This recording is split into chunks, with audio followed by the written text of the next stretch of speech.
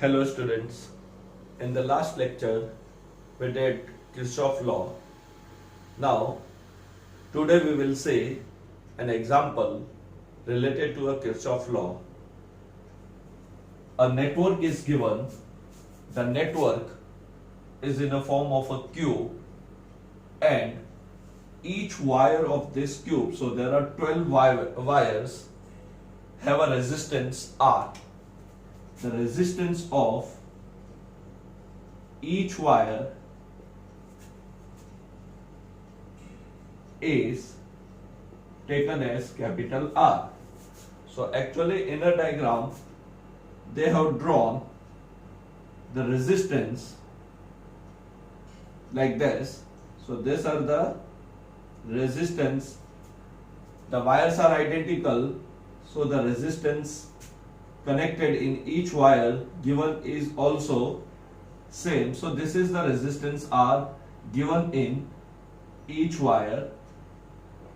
So either you draw this resistance or simply we can assume that the resistance of each wire is R for our calculation. So this is the resistance capital R in each of the wire. Now see, this resistance are connected in a complicated manner. Means it is very difficult to find out which resistance are in series combination and which resistance are in parallel combination. And therefore, the Kirchhoff law will help us to find out the current in each branch as well as the equivalent resistance. Now, it is given that a battery of EMF 10 volt is connected across the diagonal and the resistance of each wire is 1 ohm. We have to find out equivalent resistance and current in each branch. Now, in order to apply the Kirchhoff law, we have to do the distribution of the current in the network. Now the current, input current, that is the current drawn from the battery, is in our hand.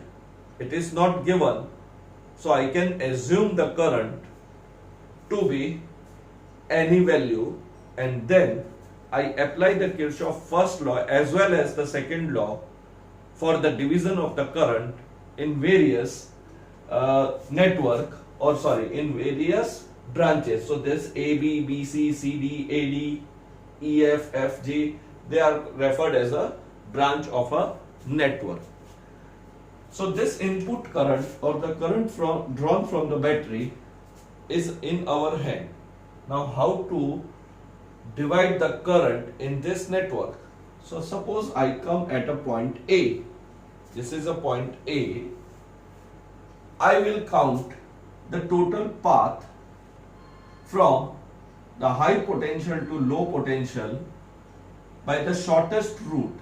By a shortest route, I have to move from high potential to low potential by a shortest route.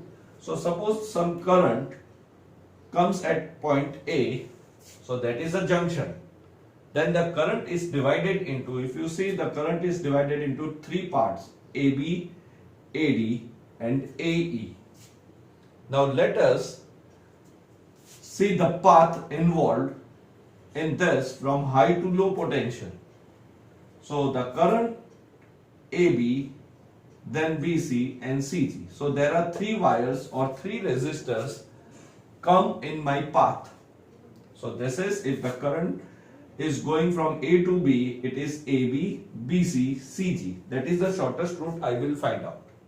So there are three paths from A to G. Similarly, the current which goes from A to D has the shortest route AD, DC, CG, or AD, DF, FG. In any case, it is three paths to move from high potential to low.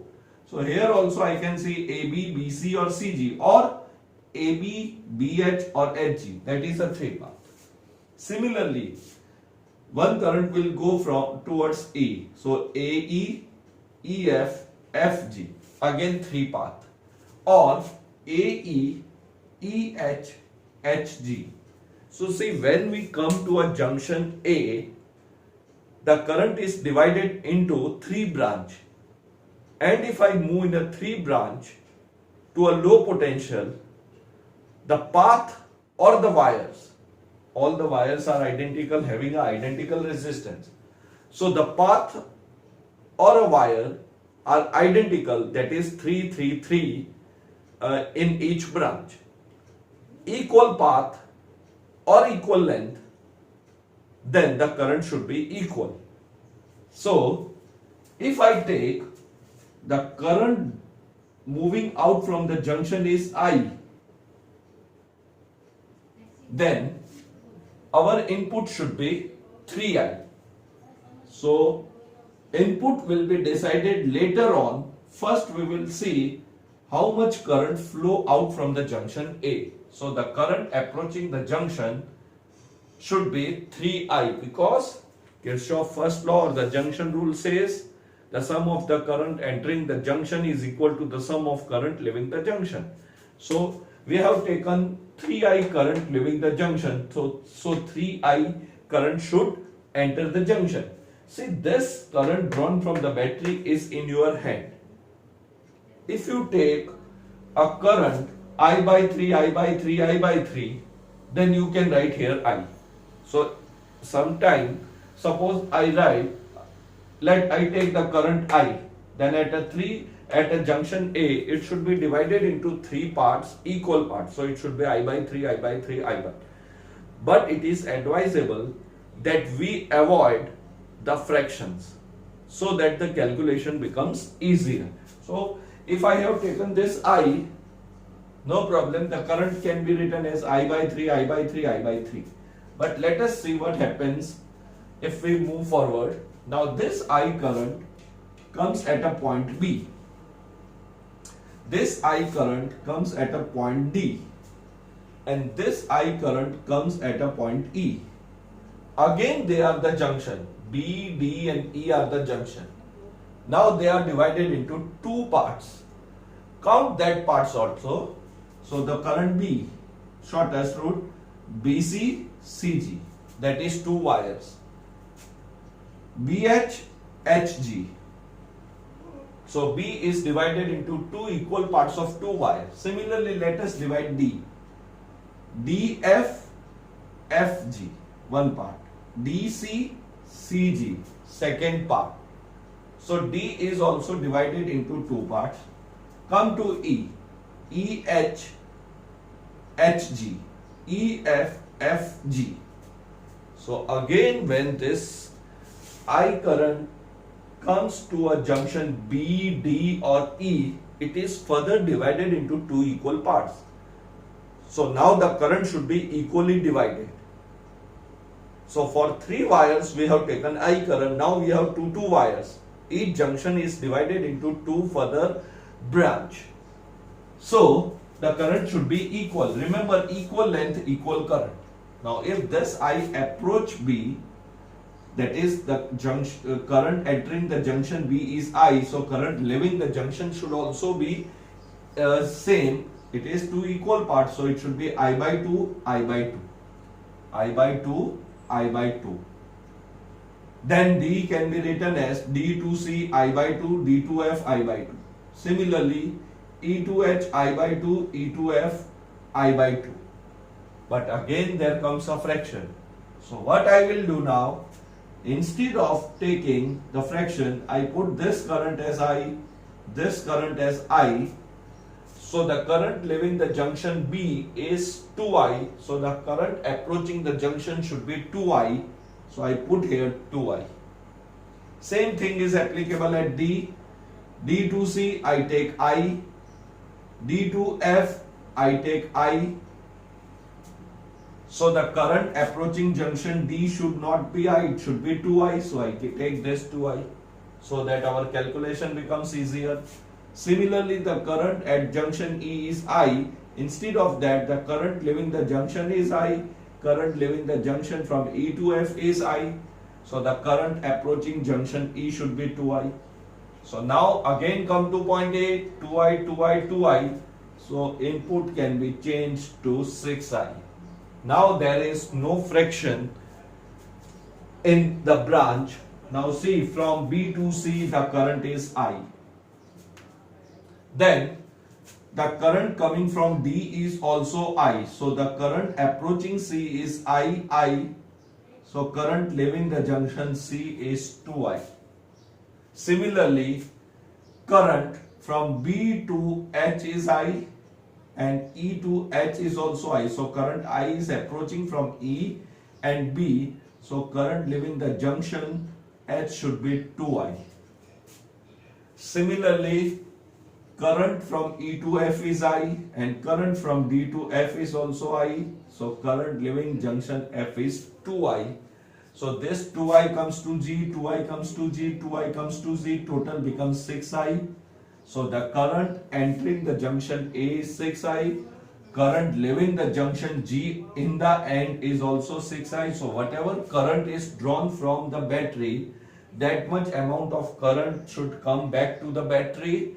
That is, charge can neither be created nor destroyed. So the distribution of the current in the circuit or the network is done properly. If this two does not match according to the law of according to the Kirchhoff first rule, that is a junction rule, then you do not do the calculation further. First your distribution should be right, then only you should move forward for doing the calculation. So this is how the distribution of the current is done in a complex network. Now let us again enlarge this diagram so that you can understand easily. I am redrawing the diagram. This is point G, junction F, H, E, A, B, C, and this is D, and the battery is connected to A to G. Now we write that resistance of each wire is R, so no need to draw this R here. We assume the resistance is R. So again, this is the 6I. So this 6I divided into 2I, 2I and 2I. You can change this input if fraction comes into the picture. So 2I, 2I, 2I. So this 2I current is for the 3 path or the 3 wires. Then this 2I comes to B, D and E. So it can be written as I.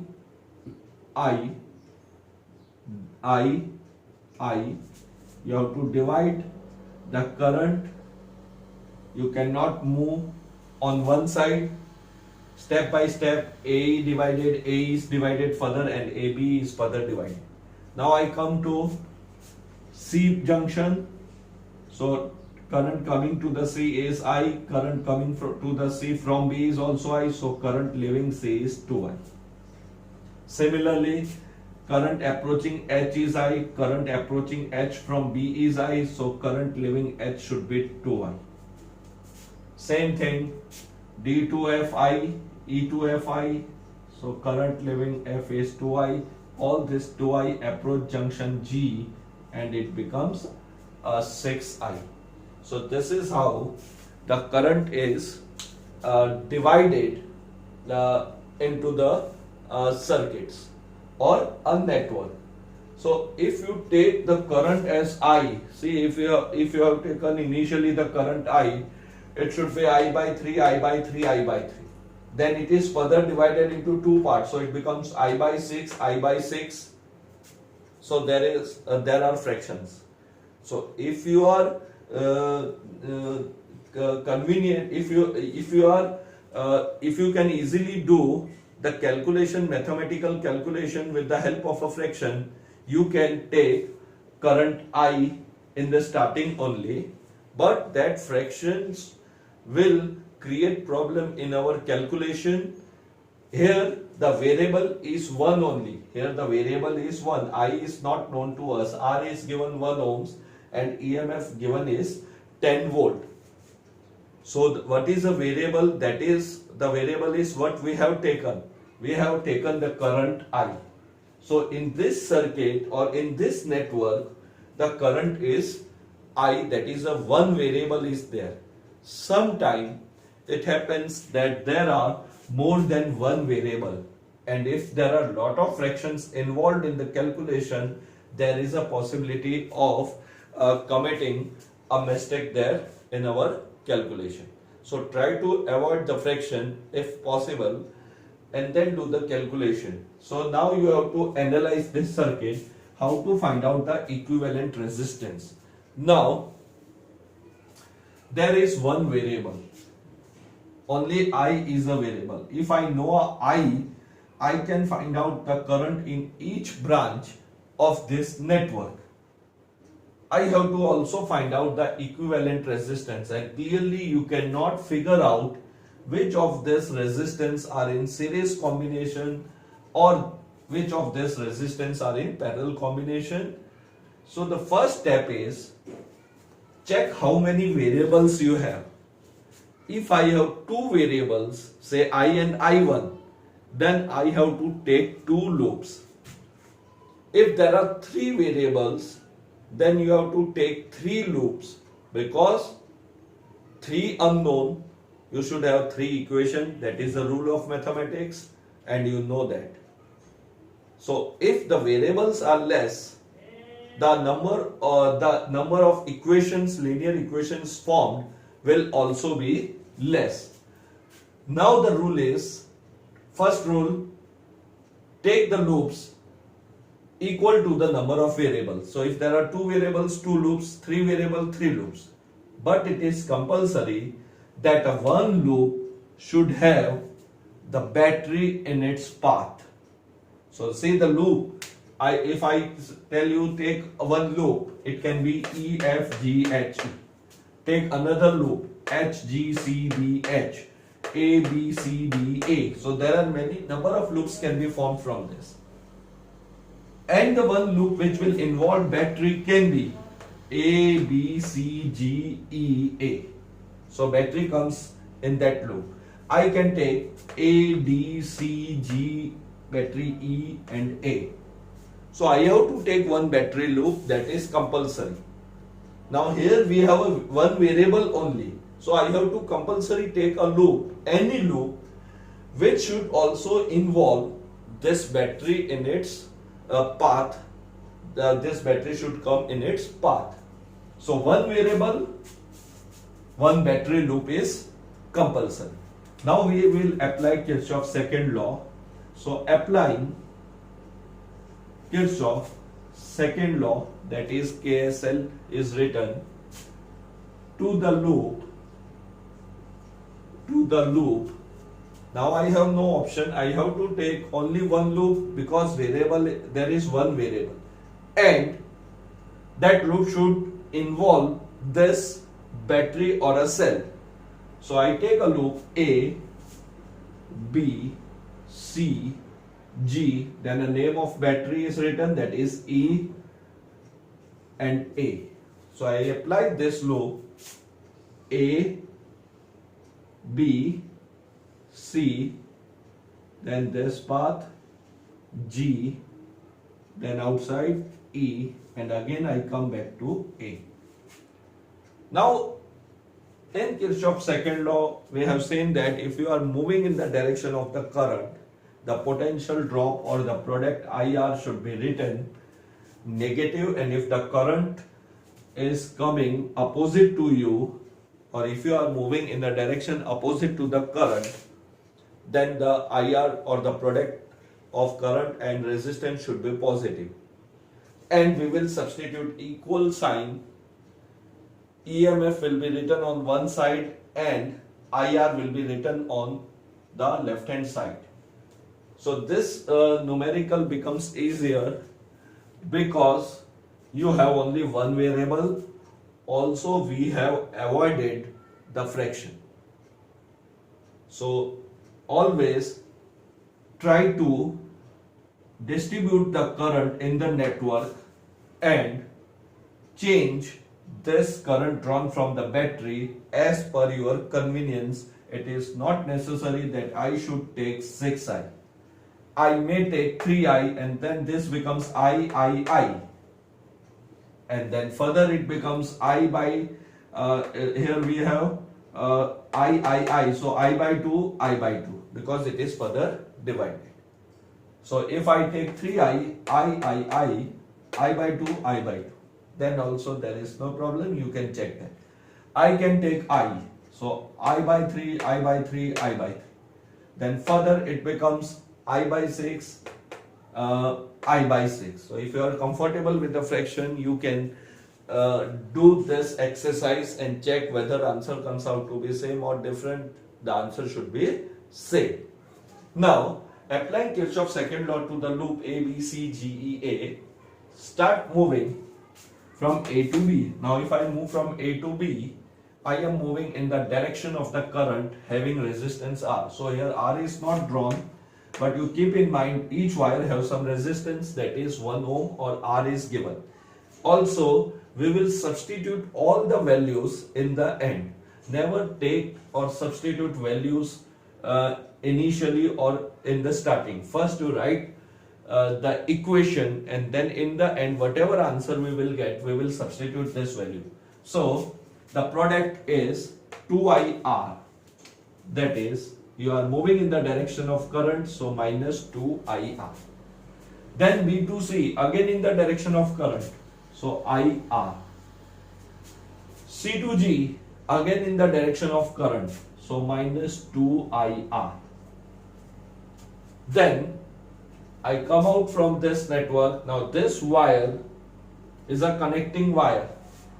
It does not have resistance. We assume the connecting wire has 0 resistance. So don't take this 6I. It is the wire we have connected, and assuming its resistance is negligible, you have a wire of the network whose resistance is 1 ohm. So no resistance of this wire. Now I come across, while moving in the loop, I come across the negative terminal first. So I write here minus E. Now minus 2, minus 1, minus 2, it becomes minus 5R equal to minus E. Therefore, I write 5IR is equal to A. This is the equation. One variable, only one equation. Two variables, two equations. So if I have some another variable that we will see in extra sums or JEE need sum. Suppose I have two variable I and I1. One loop should have E, other loop can be E, F, G, H, E, or any loop that we will see. Now this is the application of the Kirchhoff's second law to this network. I am rubbing this diagram. Now the last step. In the end, to find the equivalent resistance, Ohm's law will also be helpful to us, because I can easily find out the total current in the circuit. Now suppose I take the 2 points. You have to keep these 2 points. So this is point A, this is point G. A cube was connected between these 2 points. I don't know what is the resistance of this box or a cube. So I remove that box and I write that the resistance is R equivalent. So now in the end you retain only 2 points where you have connected a battery. So if I have connected a battery at point A and B, I will retain point A and B and remove all the other part from the figure, and between A and B I will connect a resistance which will be named as R equivalent. So in a theory form I can write, given diagram, we assume this is a given diagram, can be redrawn as, now we draw this diagram. In other words, I can say I have removed this cubical box and have retained only that 2 points. And we assume that box which we have removed, whatever it is, a box or any shape, the cubical box we have removed, let its equivalent resistance be R equivalent. Now the battery is same, that is E 10 volt. The current will be same, no change because the source is same. Now whether there is a box or a simple wire, the current drawn from the battery will be 6I. So in the end, every time in the second diagram or in the end diagram, you retain the 2 points where the battery was connected or a cell was connected, and connect a wire which will be named as R equivalent always, and retain this E value and the current, whatever current you have taken. Now apply the Ohm's law to this. So applying Ohm's law. So what is Ohm's law? EMF or V is equal to IR. Here it becomes 6I R equivalent. So this is Ohm's law. V is equal to IR. So our current was 6I. R is R equivalent. In the place of V, we have E. We assume internal resistance of the cell is 0, and we know the relation between the terminal potential difference and EMF. So R is 0, small r. So we assume V is equal to E. So we applied this Ohm's law. If you want to check, if you don't want to apply the Ohm's law, again you apply the Kirchhoff law to the loop AGEA. So say if I apply Kirchhoff's second law to the loop AG, always write a name of a battery, E1, E2, whatever is there, A. Now this is a 6I current flowing through it. So in the direction of current, so I will write minus 6I R equivalent. This is a connecting wire. Then I come across the negative terminal, that is minus E. First terminal is a minus sign. So writing on the right hand side. This minus sign get cancelled. So I get this. So you apply Ohm's law, or you again comes to a Kirchhoff law. Now you name this as equation number 2. So what will be your end equation? It will be whatever current you have taken, 6I, 3I, 2I, any current, into R equivalent. Now compare this two equation. So comparing equation 1 and 2, I can write 6I R equivalent is equal to 5I R. See, in this equation, in the end, I will always be cancelled, and therefore R equivalent of this circuit is 5 by 6. II is cancelled. R ohms. 5 by 6 R ohms. Now R given is 1 ohm. Therefore R equivalent is equal to 5 by 6 ohms, where R given is 1 ohm. So in the end you substitute this value of R given. So this is how we find out the equivalent resistance. Now you have to always find out current in each branch. Now you apply this equation. I want to find out the I, total I in the circuit. So total I in the circuit is 6I. Total current in the circuit is 6I. So I can write 6I is equal to E upon R equivalent. E upon R equivalent, because the total current was taken as 6I. So either you find out I from this equation or this equation. Let us see what we can find out from equation 2 or equation 1. from equation 2, E is equal to 6I R equivalent. Therefore, 6I is equal to E upon R equivalent. E given is 10. R equivalent is 5 by 6. So this comes out to be 12 ampere.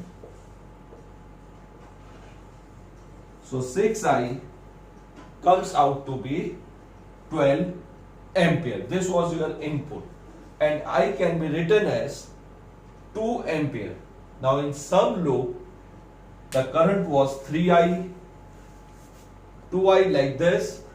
So again I have to draw the diagram and I have to mention each branch current flowing in the circuit. So you got that we have taken total current, input current in the circuit to be 6I. So if it is asked what is the total current in the network, your answer should be 12 ampere. Now let me draw the diagram again. So this is a diagram. So total current, if it is asked what is the total current, so total current is 6I, that is equal to 12 ampere. Now I have to write out current in each branch. It is also asked current in each branch. So now it has many branches. So let us see the branch which have 2I current. So from this I can also find out I. I comes out to be 2 ampere. I comes out to be 2 ampere. So this is your total current because you have taken input to be 6I.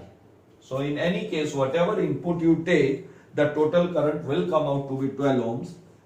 That is, I can also be written as 2 ampere. So now current in the branch, current in branch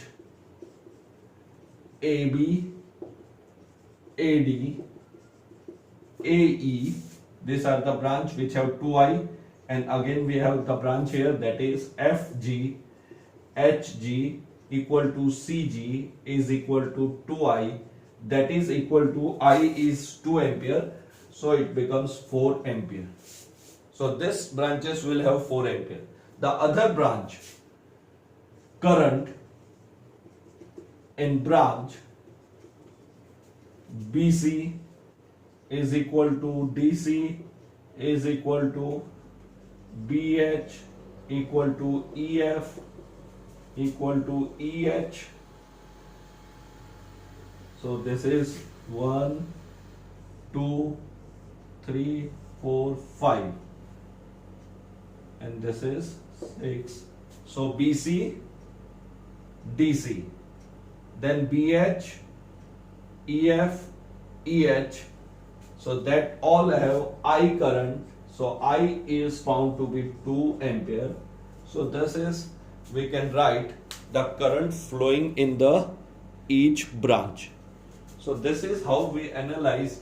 So generally this Kirchhoff law is useful to find out the equivalent resistance if the network is very complex.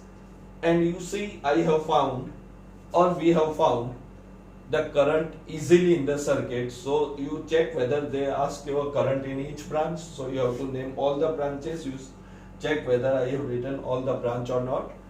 But generally, if it is R equivalent is asked, our answer is over at 5 by 6 ohm, and the total current in the circuit should be 12 ampere, and 12 ampere have entered into the network. Then 12 ampere should come out from the network from the junction rule, that is charge is neither created nor destroyed, or current does not stop anywhere in the circuit, charge never get accumulated at any point.